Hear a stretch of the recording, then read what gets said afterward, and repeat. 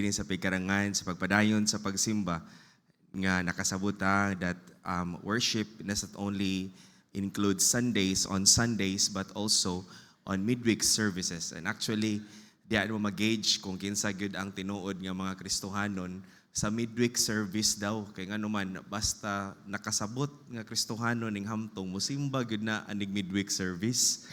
No? So salamat sa Ginoo nga naapay mga churches nga sama dinhi sa pigkarangan nga naapay simba sa middle of the week. Kay ang uban mga simbahan karon wa nay midweek service. Domingo na lang, buntag pag yun, wa nay hapon. Wa na pag yun Sunday school para tag yung paita.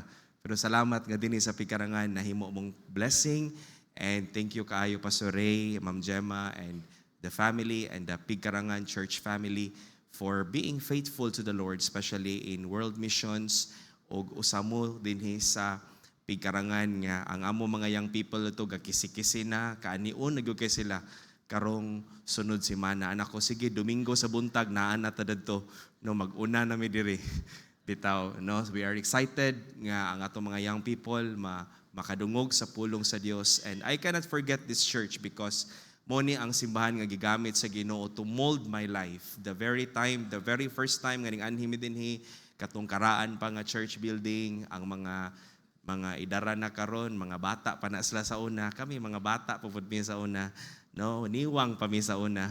And then gigamit sa Ginoo ang church sa pigkarangan to challenge our young people, and usa ko ni ana nga na-challenge ko nga magpadayon sa pagtarong sa kinabuhi as a young man, because walay lain nga panalanginan nga kinabuhi kundi kinabuhi nga nagbaton og kahadlok sa tong buhi nga Dios. And so tonight, I'm praying that I will be a blessing. Everybody stand, please. Acts chapter 7. Acts chapter 7, verse number 59. Acts chapter 7, verse number 59. For the sake of our time tonight, let's just read this one verse, but our message would go from 54 down to verse number 60. Pero ato lang basahon ang usa ka bersikulo, and that would be verse number 59. The Bible says in verse number 59, everybody read, go. And they stoned Stephen, calling upon God and saying, Lord Jesus, receive my spirit. We all know this story.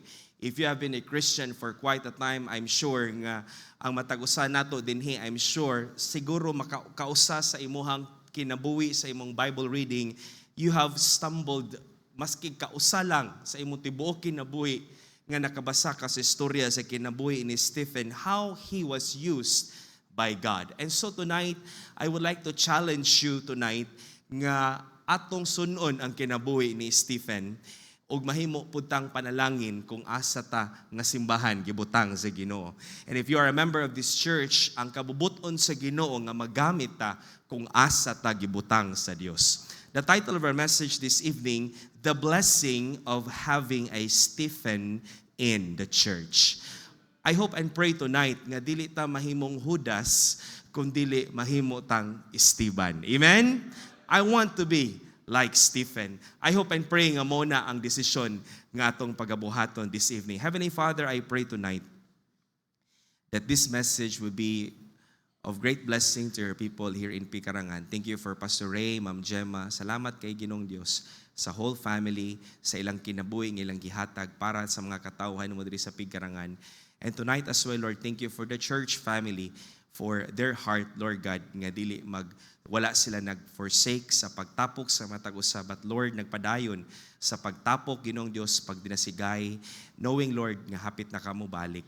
And so tonight, Lord, it's my prayer that we would accomplish that purpose, that tonight we would be strengthened, we would be challenged through your word. Holy Spirit, I ask you to work in our midst, for without you we are nothing. In Jesus' name I pray. Amen and amen. You may be seated, please. Stephen was introduced, or first introduced, as one of the chosen deacons to help the growing church in Jerusalem. And from the description, we find that Stephen was a Christian with a beautiful, big heart for God. The Bible says in Acts chapter 6, verses 5 to 6, ingon ang pulong sa Ginoo, and the saying pleased the whole multitude, and they chose Stephen, a man full of faith and of the Holy Ghost, and Philip and Prochorus and Nicanor. These are the fellow deacons who were chosen by the church. Ingon ng Bible, and Philip and Prochorus and Nicanor and Timon and Parmenas and Nicholas, a proselyte of Antioch. Verse number 6, whom they set before the apostles, and when they had prayed, they laid their hands on them. And the meaning of the name Stephen in Greek is Stephanos. And the meaning of his name in Greek, which is Stephanos, ang pasabot-an ng iyang ngalan nga Stephanos is a crown. Stephen's name means a crown. Usa ka korona, mga kaigsunan. And crown, it signifies honor and reward. Og masabta na to sa atong realidad sa atong komunidad nga basta gani ang tao magsuot gani na siya korona, especially on the ancient times. These were not ordinary people. These were honorable people.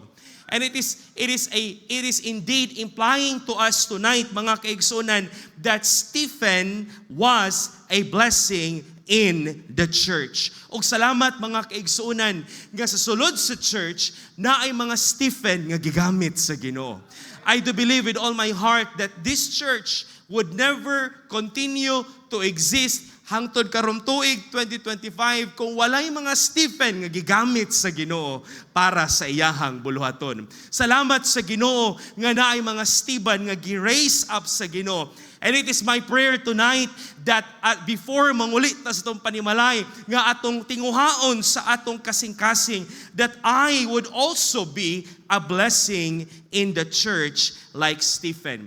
The Bible tells us that when Stephen died, he was buried, and the Bible says that when he was buried, he was loved by the people. He was admired by the church because of his life, because of his legacy of faithfulness that he displayed for the believers. The Bible says in Acts chapter 8 verse number 2, sa dihang gipatay si Stephen o gilubong siya, ingon ng Bible, and devout men carried Stephen to his burial and made great lamentation over him. First of all, nganong nahimong blessing si Stephen? Number one, because he was a faithful preacher of the Word of God. From the very beginning until the end of his life, Stephen died preaching faithfully the Word of God. Kabalo ba ka, unsa ka importante ang pagsangyaw sa pulong sa Ginoo? Unsa ka importante nga ang matag usa nato mga kaigsunan ma-involve ta sa pagpangabig o kalag, sa pagsangyaw sa maayong balita sa kaluwasan, because there is no other important message that we can share to the people, the gospel of our Lord Jesus Christ. Dili ang balita nga nagbulag na si Ilin Adarna o si Derek Ramsey, dili ang mga balita sa mga showbiz nga swito kay tang tanan, dili na mo'y makapadala sa tao nga to sa gingarian sa Ginoo, kundi ang maayong balita sa kaluwasan nga imong nasabtan karong takna sa kagabion. Stephen, first of all, he knows what he preaches. Kabalo si Stephen unsa ang iyahang giwali. And notice that before his arrest, before siya gidakop, before siya gibato, he preached the Word of God. And it seems like he really knows well the Word of God. Tungod kay sa ding nagwali siya ni mga tao nga ning baraniya, ni mga tao nga ning hagit sa iyaha, ni mga tao nga ning criticize sa iyaha. But Stephen knows the Word of God. Look at your Bible in Acts chapter number 6 verses 9 to 10. Ingon ang Bible in Acts chapter 6 verses 9 to 10, and then there arose certain of the synagogue, which is called the synagogue of the Libertines, and Cyrenians, and Alexandrians, and of them of Cilicia, and of Asia, disputing with Stephen. Verse number 10, and they were not able to resist the wisdom and the spirit by which he spake. Nakasabot si Stephen unsa ang iyang giwali. Listen to me, mga kaigsunan, paminaw, ang Kristohanon nga way kabangkaagan sa pulong sa Ginoo, lisod gyud ta gamiton sa Dios. And this is the reason why the church is here. The church has gitigaan ang simbahan og alagad sa Ginoo. God gave us pastors in the church, teachers and preachers para kita mga kaigsunan pinaagi sa pulong sa Ginoo. We would be equipped so that we can serve the Lord effectively. All Scripture, altogether, all Scripture is given by inspiration of God and is profitable for doctrine. What is right? For reproof. What is not right? For correction. How to get right? For instruction in righteousness. How to stay right? That the man of God may be perfect, thoroughly furnished unto all good works. Muna mga kaigsuunan nga importante kaayo nga makasabot ta sa pulong sa Ginoo. We must read our Bible. Sige nagbalik-balik dinhi sa pulpito, sa Sunday school, sa divine service. Kabantay mo, magbalik-balik ang mensahe. Basaha ang pulong sa Ginoo tungod kay magsigitag kadungog, maskin sigitag kadungog nga magbasa sa Biblia, pero ang Kristohanon dili magbasa sa Biblia. And no wonder palpak ang atong mga desisyon sa kinabuhi. And no wonder palpak ang pagmanage sa atong mga pamilya. And no wonder palpak ang atong testimonyo isip usa ka Kristohanon because we do not know our Bibles. We do not know the Word of God. Mga kaigsuunan, balik ta sa pulong sa Dios. He knows well the Bible. Salamat nga naay church ngayon ani kanindot. Pero ang usa sa problema, pastor, ay mga tulog ang mga Kristohanon. Humanana og ampo ang pastor. Before gawali, nag-ampo na midaan mo nang ay na pag-ampo din ha? Maminaw na ta sa pulong sa Ginoo. Okay, mag-ana-ana dayon, ana, mo plaster pag yun, ana, kani, sakto kayo. Unya, mo mata na, mo imen, mo forward pag yun, ani guman. He knows the Bible. He was a faithful preacher. That's why every time dunay pagwali sa pulong sa Ginoo paminaw gyud, ibutang sa imong kasing-kasing. Come to the altar, talk to the Lord, respond to the message because God wants you to know His will. And His will is found in the Word of God aron magamit ta diha sa pulong sa Dios. Sa ako ang pagdako sa sulod sa simbahan, dili tanan nga nasa church, Pastor Ray, maminaw sa pulong sa Ginoo. Nagi magdingaw-dingaw.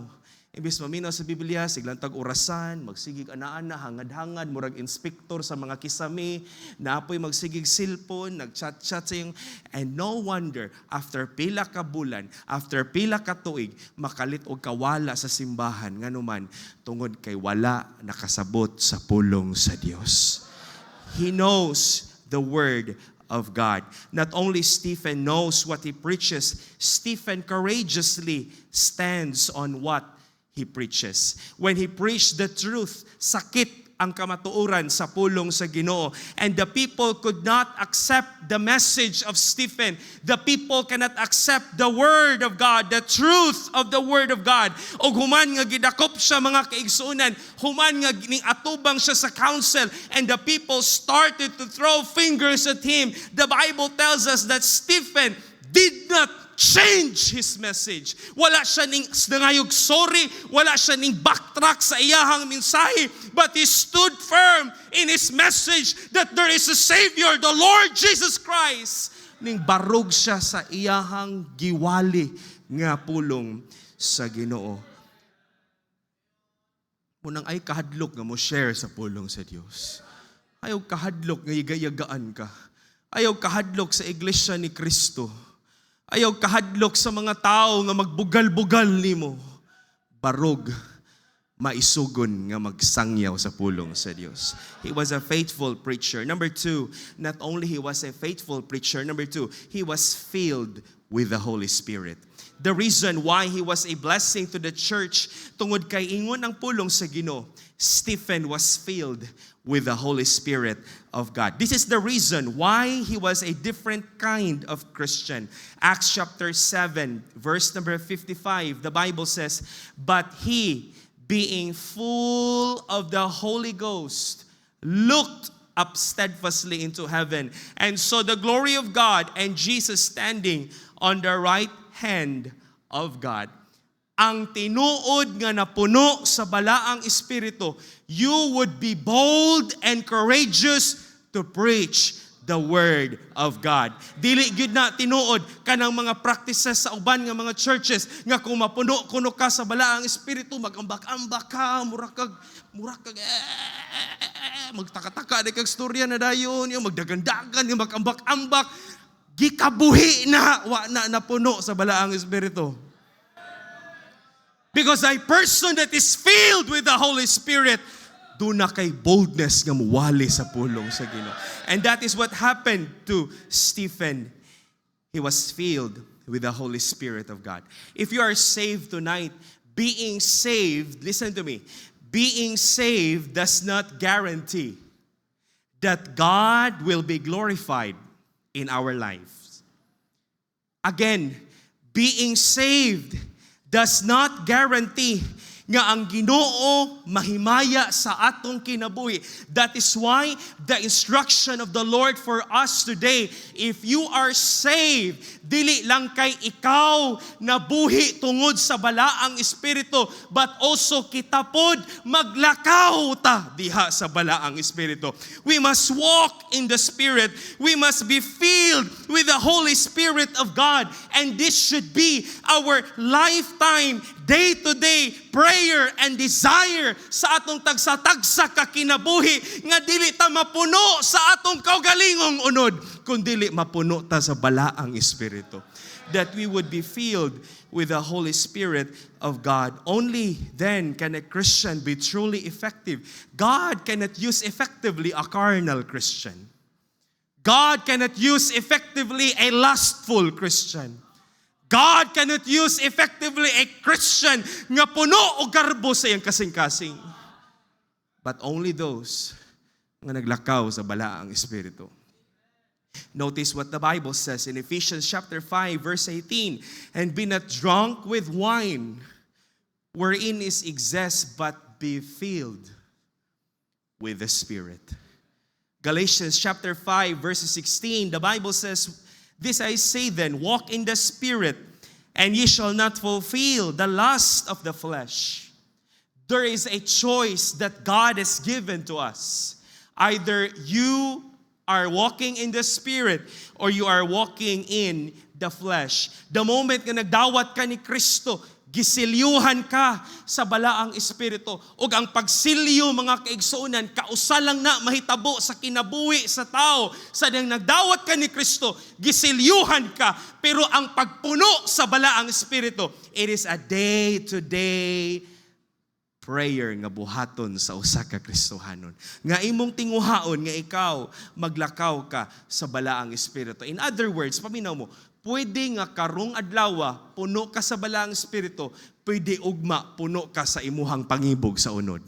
That is why Apostle Paul clearly says in verse number 17, for the flesh lusted against the Spirit, and the Spirit against the flesh, and these are contrary the one to the other, so that ye cannot do the things that ye would. But if ye be led of the Spirit, ye are not under the law. Notice the works of the flesh. Og muni ang mga butang nga dili makapahimaya sa Ginoo. Now the works of the flesh are this. That would be verse number 19. Galatians chapter 5, verse number 19. Adultery, fornication, uncleanness, lasciviousness, idolatry, witchcraft, hatred, variance, emulations, wrath, strife, seditions, heresies, inveighings, murders, drunkenness, revellings, and such like, of the which I tell you before, as I have also told you in time past, that they which do such things shall not inherit the kingdom of God. These are the works of the flesh. O mga kaigsuonan, kinahanglan ang pagkinabuhi nato magtag-adlaw, kinahanglan dili ta mapuno sa atong unod, kung dili mapuno ta sa balaang espiritu. Why? Because the Bible says, look at the wonderful things that God has said about the fruit of the Spirit. But the fruit of the Spirit is what? Love. Not hatred, love. Joy. Ang kwarta, dili makahatag og joy. Ang kwarta, makapalipay, pero dili tinuod nga kalipay.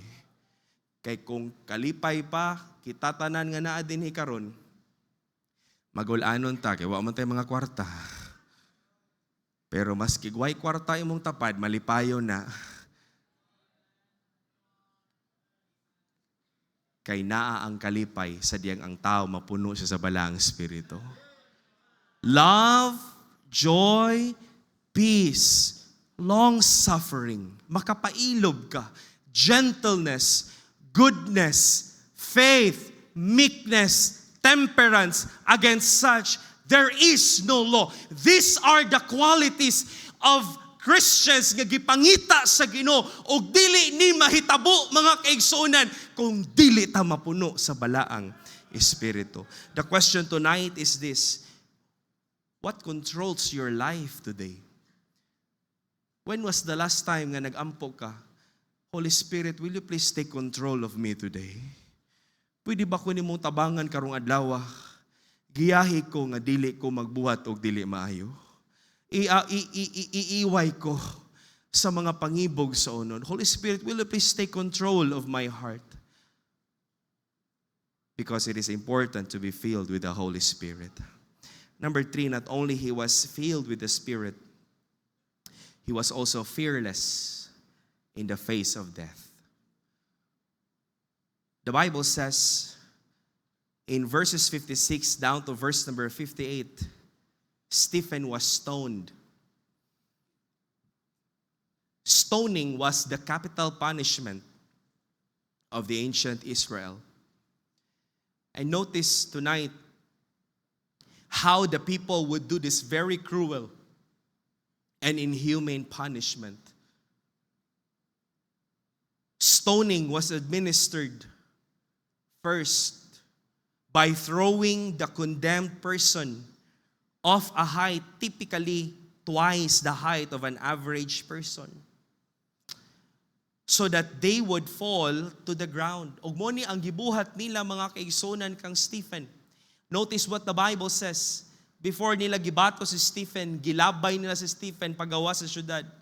Verse number 57, then they cried out with a loud voice and stopped their ears and ran upon him with one accord and cast him out of the city and stone him. And this is what they would do to the person nga ilahang batuon. Ilahang ilabay mga kaigsunan, ihagbong nila sa ang tao gikan sa ibabaw, ihagbong dito sa ubos. O kung ang tao dili pa siya mamatay, anig hagbong bundakan og dako kaayong bato ang dughan sa tao. Og sa dihang pagbundak sa bato, kung buhi pa ka nga gibundakan kag bato, then that's the time the people, the Jewish people, would throw stones at you hangtod kang mamatay. This was what they would like to do with Jesus, but Jesus escaped. Notice clearly in Luke chapter 4 verses 29, ingon ang pulong sa Dios, and he rose up and thrust him. This is what happened during the time of Christ, and thrust him out of the city and led him into the brow of the hill whereon their city was built, that they might cast him down headlong.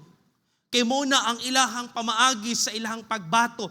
Ilabay ka una, kung di ka mamatay, bundakan kag dakong bato. Kung di ka mamatay, silang tanan mo punit og bato, batoon ka hangtod kang mamatay. But notice in the life of Stephen, even in that difficult situation, painful and agonizing situation, Stephen was willing to give his life for God.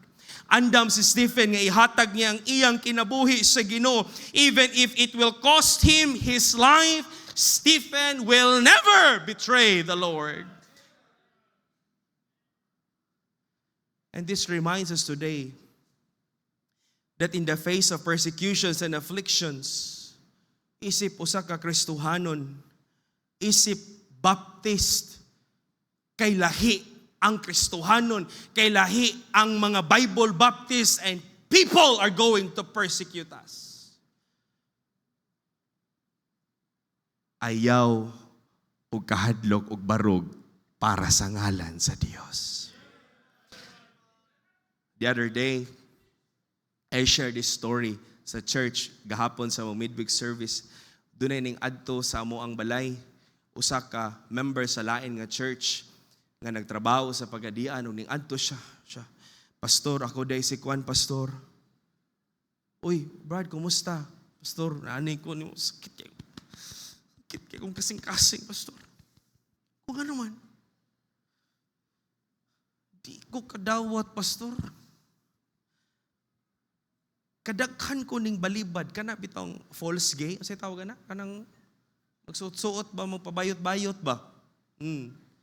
Para sa ilahang Christmas party nila. Kipugos gyud siya nga siya gyud may mo participate. Pastor, di ko kasabot.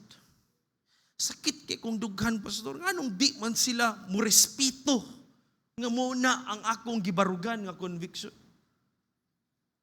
Di ba, pastor, naanas tong constitution na to nga doon na tayo religious liberty, we have the freedom sa atong pag-faith and atong practice na to, sa atong mga tagsa-tagsa ka mga relihiyon. Di ba natay religious liberty, pastor? Nganong dili man nila na respetuon? Pastor, mo file ko kaso? Mo file siya kaso. Ko, Brad, ayaw, Brad. Ako siyang gipasabot. Kung mo file ka kaso, masamot o kadako ang storya, madaot ang ngalan nato. Ako siyang gipasabot. Part na sa atong pagkakristohanon.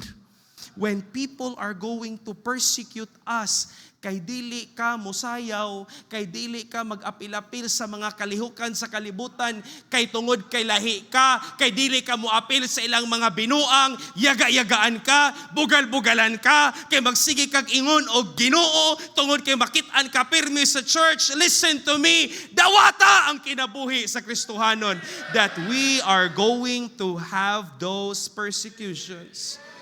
Stephen was willing to die for our Lord Jesus Christ. Are you going through afflictions and persecutions today? Be brave. Ug salamat kung unsa ang kaagi ni Stephen. Partag yung layo ara sa tong kahimtang karon. Sa time ni Stephen siya'y gibato, usay ang Kristohanon pa'y mamato ron. I hope nga way mamato diri. Pero atong dawaton ang atong kinabuhi. If you are here tonight, your husband is not saved, your wife is not saved, your parents are not saved, unya mag-struggle ka, anig uli, samok ang panimalay, binuangan ka, yagayagaan ka, initan ka, dawata og barog. Isip usa ka Kristohanon. That is part of our affliction and our persecution as a Christian. Number 4, not only he was fearless, but he was focused on heaven.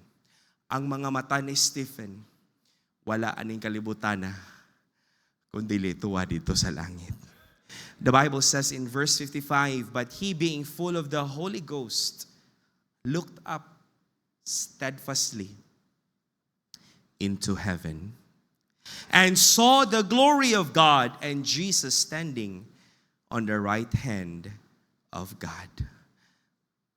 Atong masabtan nga, mahimo gyud tang panalangin sa church kung ang atong focus ang mga langit nung butang sa Dios. Sad to say, this generation of believers, grabe ang blessing nato karon. God has been blessing believers today. Blessings, material prosperity nga wa na tagamtaman sa mga Kristohanon sa unang panahon. But here's the problem. Ang atong mga panghuna-huna o mga plano sa kinabuhi, taman ra aning kalibutan na wa gyud ta namlano para sa Ginoo. Mga kaigsunan, Stephen focused his eyes on heaven. Stephen knows that he is going to heaven. Are you going to heaven? The Bible says that a saved man knows that he is going to heaven. Ang tinuod nga luwas aning pangutanon gyud mo, Brad, are you going to heaven when you die? Ang tubag gyud na, yes, I am sure I am going to heaven. Basta moingon na gani na og ambot, depende lang ani. Depende sa tong binuhatan. Pastor, magtinarong lang ta, pastor. Mga kaigsunan, wala nimo nasabtan ang plano sa kaluwasan sa Ginoo. But a saved man knows that he is going to heaven with the Lord Jesus Christ. And this is evident in the life of Stephen. In verse number 59, ingon si Stephen, and they stoned Stephen, calling upon God and saying, Lord Jesus, receive my spirit. Nakahibalo si Stephen that when he dies, when he closes his eyes in this world, nakabalo si Stephen nga nag-abri sa iyang mata. Padulong siya dito sa langit, kuyog ni Ginoong Jesucristo. The Bible tells us that Stephen is being described as falling asleep. Verse number 60, said ang gibato na nila si Stephen, gibato hangtod siyang namatay, ningon ng Bible. And when he had said this, in verse number 60, he fell asleep. Nganong matulog man, nganong gisusama sa katulugon ang kamatayon sa Kristohanon, tungod kay usa ka adlaw mabanhaw ang mga tao nga iya sa Ginoo. The Bible says in 2 Corinthians chapter 5 verse number 8, we are confident and willing, and I say and willing rather, to be absent from the body and to be present with the Lord. A saved man not only knows that he is going to heaven, a saved man also should look to the heavenly things of God. Dili man dautan nga naa kay negosyo, dili dautan nga naa kay trabaho, dili dautan nga maningkamot ka para mahimo kang with high honors sa eskwelahan or mo graduate ka with Latin awardee. Dili man dautan nga maningkamot kang ma-promote ka sa trabaho, but please remember this, nga kanang mga butanga taman ra na aning kalibutana. Whether you like it or not, dirira na kutob, sa lapidara na kutob. Tanang mga DD, LPT, MD, SD, DD, MD, DVD, CD, tanan nga mga D, tanang mga litra, maski naapa ni mo na tanan, di igud ni mo na madala, ning mga matay ka, mga matay tang tanan. Ang imo ragyong madala, o ang imo makita dito, ang mga kalag na nadala mo sa ilan sa Diyos. O ang imong investment sa Faith Promise, pinaagi sa World Missions Program. Other than that, folks, tanan nga na nato diri atoran ng ibilin. Ug mag-away ang imong mga anak, magpatay sila sa yuta nga imong gibilin. Folks, listen to me. I hope nga magunahuna ka sa mga langit nun nga mga butang. I hope nga magunahuna ka nga muadto kag langit human sa imong kamatayon. Number 5 and the last, not only he was focused on heaven. Number 5 and the last, he was forgiving to those who hurt him. When Stephen was about to die, he said in verse number 60, and he kneeled down and cried with a loud voice, Lord, lay not this sin to their charge. Doon na yung saka Kristohanon nga nagsulwining. Kita man siya nga ang trucks gikumot. Suko kay siya. Bantay lang ka, magkita. Pikatan, gitikag, makitampi ka sa impyerno. Grabe. Suko kay siya. Usa sa mga men sa church na mo, napa sa church na mo karon ang men, kuyog sila sa kumpapa, nagsulwining, niya isug ito silang duwa ba? So, paghatag og gospel tracts, action man og kanang sunugon, kanang lighter sa sunugon, ganira nun, katilaw gyud karon.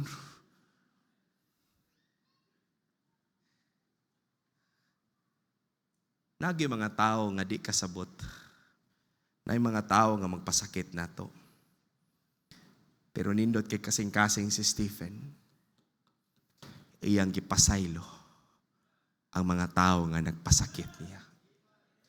Even sa mga tao nga nagpunit og bato, makaako kag-ingon ato, Lord, lay not this sin to their... Di ka kamingon, Lord, pwede bang kilatan ni mo ni sila tanan, Lord? Lay not this sin to their charge.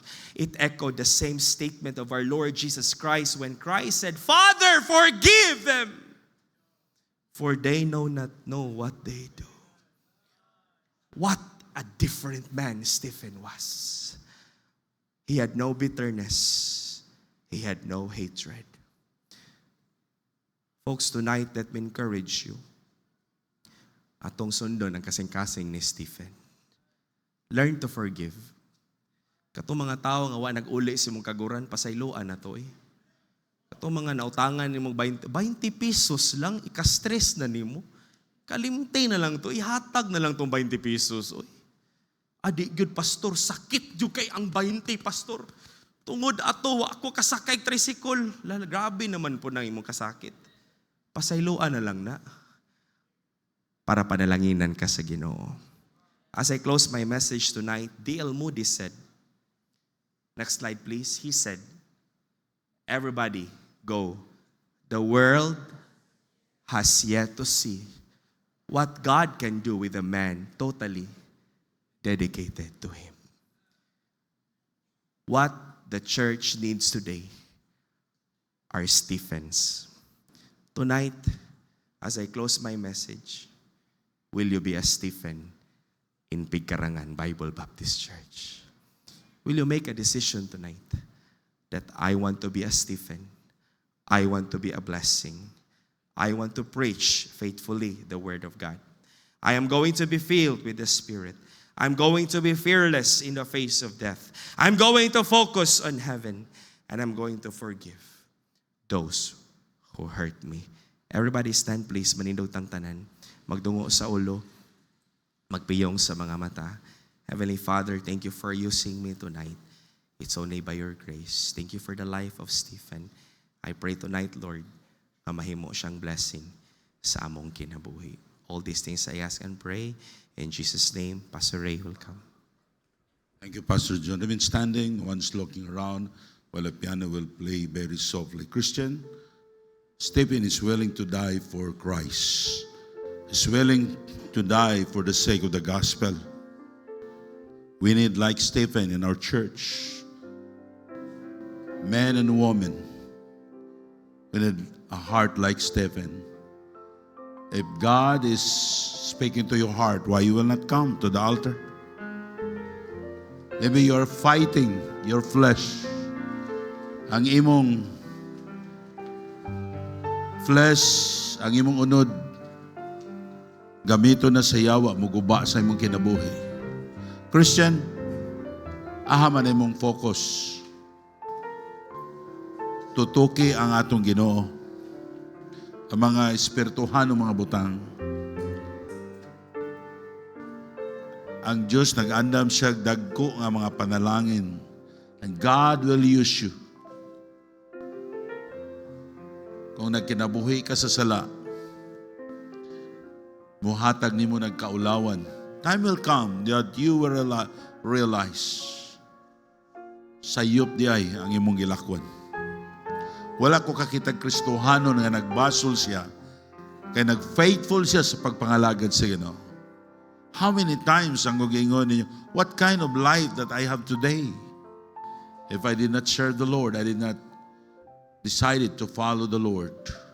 Young people, if God's speaking to your heart, why you will not come? Said, Lord, help me. Lord, tabangi ko. Lord, here's my life. Ako na ipagamit ya kanimo. Our Heavenly Father, what a great, great message we heard tonight, oh God. Thank you, Lord, Pastor John Mantos. Thank you for all the people, oh God. They came forward. They prayed, Lord, help them, oh God. Lord, bless our heart. Lord, tabangi kami. Ado na kami focus sa pag-alagad diha kanimo Ginoo. Dili mga butang nining kalibutan na. May amo Ginoong tinguhaon. Lord, we know we need money sa magpagpag-alagad kanimo. But Lord, labaw sa tanan, ikaw among unahon. Lord, tabangi kami nga di may mahadlok musunod diha kanimo. Lord, what a great joy of a Christian. Sa diyang lutuson kami Ginoo, nga doon na kami unyay reward diha sa langit. Lord, tagai Ginoo, kadasig ang mga Kristo. I don't know, Lord, what is in their hearts. Those people who came forward tonight, but Lord, continue to speak to their heart. Salamat Ginoo sa imong kaayo kanamo. Tanan akong gipangayo. In Jesus' name I pray. Amen. Thank you. Thank you. Please be seated. What a great message nga atong nadunggan karon. Amen. Kinahanglan kitag kinaiya like Stephen sa atong nga church, no?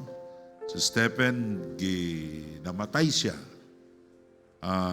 under sa sugo ni Saul ni Saulo, no, sa Binisaya pa, sa wa pa ma-save